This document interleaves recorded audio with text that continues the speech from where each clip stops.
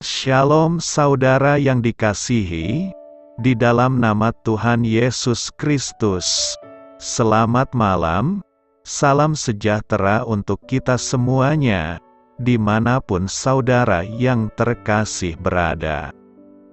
Kiranya damai dan sukacita dari Roh Kudus melimpah di hati dan kehidupan saudara yang terkasih semuanya. Dan semoga saudara terkasih dalam keadaan sehat selalu. Sebelum kita mendengarkan renungan firman Tuhan pada malam hari ini, marilah sama-sama kita berdoa.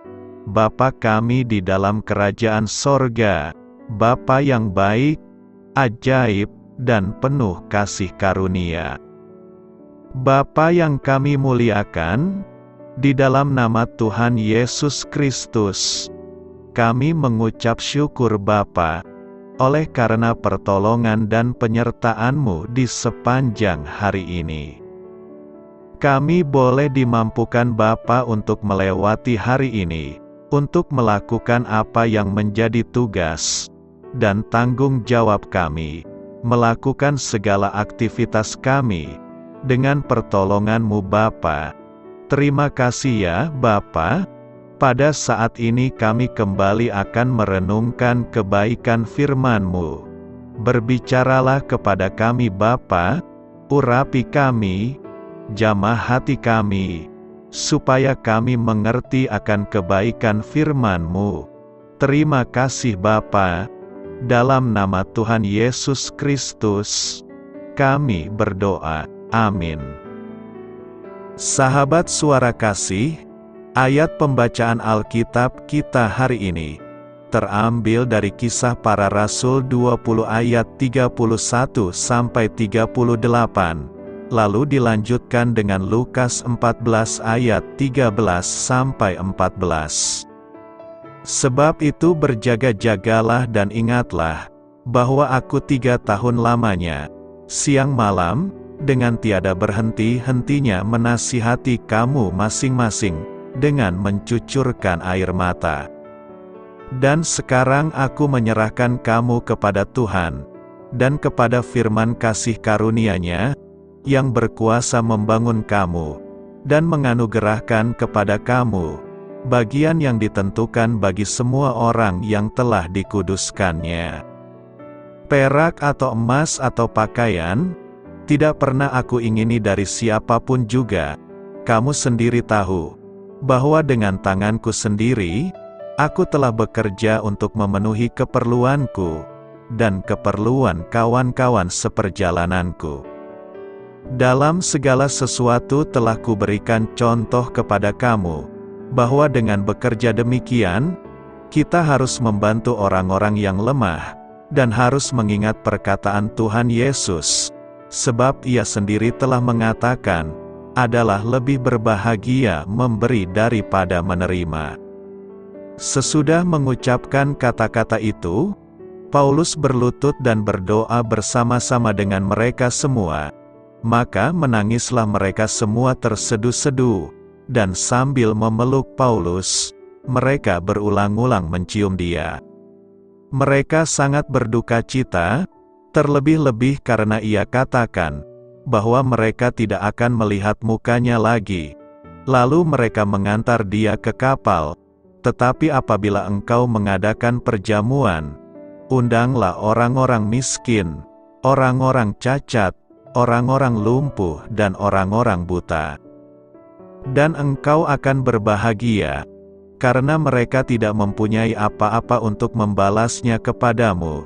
Sebab engkau akan mendapat balasnya pada hari kebangkitan orang-orang benar. Sahabat suara kasih, ayat emas renungan kita hari ini adalah Kisah Para Rasul 20 ayat 35 dan Lukas 14 ayat 14. Dalam segala sesuatu telah kuberikan contoh kepada kamu, bahwa dengan bekerja demikian, kita harus membantu orang-orang yang lemah, dan harus mengingat perkataan Tuhan Yesus, sebab Ia sendiri telah mengatakan, adalah lebih berbahagia memberi daripada menerima. dan engkau akan berbahagia, karena mereka tidak mempunyai apa-apa untuk membalasnya kepadamu, sebab engkau akan mendapat balasnya pada hari kebangkitan orang-orang benar. Judul renungan kita hari ini adalah Kunci Agar Hidup Berbahagia, ditulis oleh Hilda Trilestari, sahabat Suara Kasih. Rasul Paulus menyampaikan nasihat ini kepada jemaat di Efesus. Paulus menasihatkan jemaat di Efesus bahwa mereka harus membantu orang-orang yang lemah. Tuhan Yesus mengatakan lebih berbahagia memberi daripada menerima. Mengapa? Bukannya menurut kedagingan kita jauh lebih berbahagia jika kita menerima sesuatu, dan sebaliknya, kita akan merasa berat jika harus memberi. Tuhan Yesus mau mengajarkan kita kunci kebahagiaan yang sejati, yaitu kasih. Kasih itu memberi bukan menerima.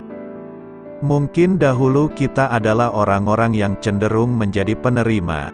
Kita menerima bantuan, doa, nasihat, perhatian bahkan uang dari orang lain. Itu tidak salah dan bukan dosa. Tetapi Tuhan mau kita naik level dan paham betul apa itu kasih. Ia ingin kita menjadi orang yang tidak selalu bergantung kepada orang lain, dan mengubah posisi kita dari penerima menjadi pemberi. Kasih akan membuat kita peka pada kesulitan orang lain, sehingga kita mau memberikan mereka bantuan. Kasih itu membuat kita mau berdoa bagi orang lain. Pada saat apapun keadaan kita, kasih memampukan kita untuk memberi.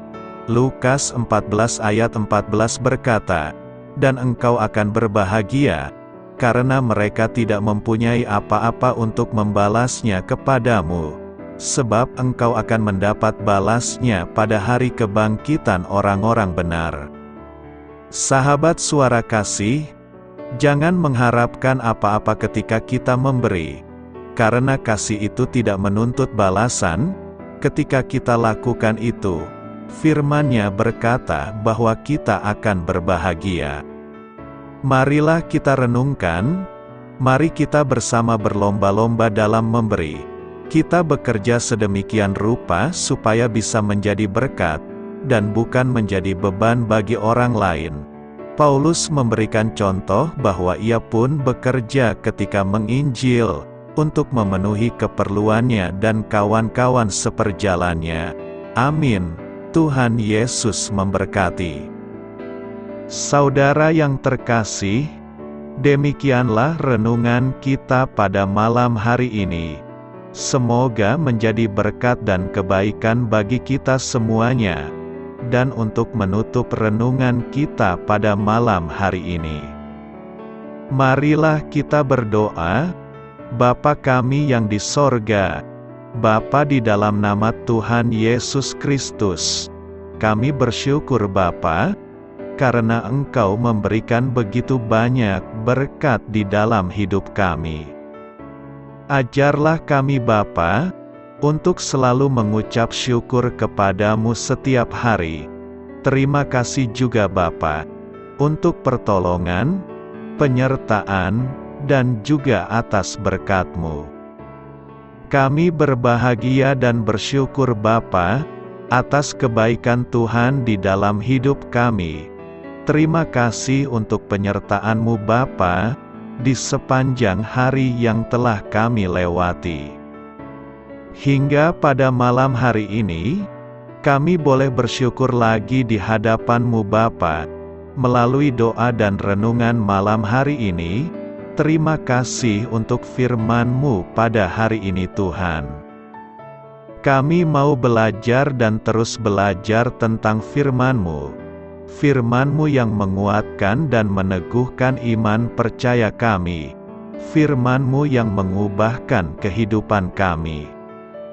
Kami mau melakukan firman-Mu Bapa, di sepanjang kehidupan kami, agar kami menjadi kuat, berjalan bersama dengan Engkau.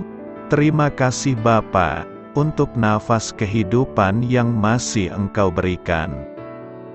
Kami mau pakai kehidupan kami untuk hormat dan kemuliaan nama-Mu. Kiranya Engkau selalu memberkati hidup kami, keluarga kami, sanak saudara kami, daerah tempat tinggal kami, bangsa dan negara kami, pemerintah-pemerintah kami. Biarlah semuanya dalam perlindungan-Mu Bapa, dan jadilah sesuai kehendak-Mu yang terbaik di dalam hidup kami. Bapa, hamba berdoa untuk saudara-saudara kami yang sudah mendengarkan renungan pada malam hari ini. Biarlah yang saat ini sedang mengalami sakit penyakit, pergumulan masalah, kebutuhan ekonomi, kiranya Engkau jamah, sembuhkan dan pulihkan kehidupan mereka. Berkati perekonomian mereka, serta berikan jalan keluar di setiap masalah kehidupan yang sedang mereka hadapi. Ajarlah kami juga Bapa, untuk selalu berharap dan percaya kepada Tuhan Yesus. Pada malam hari ini Bapa, kami akan beristirahat dalam tidur kami. Kiranya Engkau sertai dan lindungi kami di sepanjang malam ini, sehingga kami boleh bangun besok pagi dengan tubuh yang sehat, kuat, serta diberkati Tuhan. Terima kasih Bapa. Inilah yang menjadi doa dan permohonan kami. Dalam nama Tuhan Yesus, kami berdoa. Amin.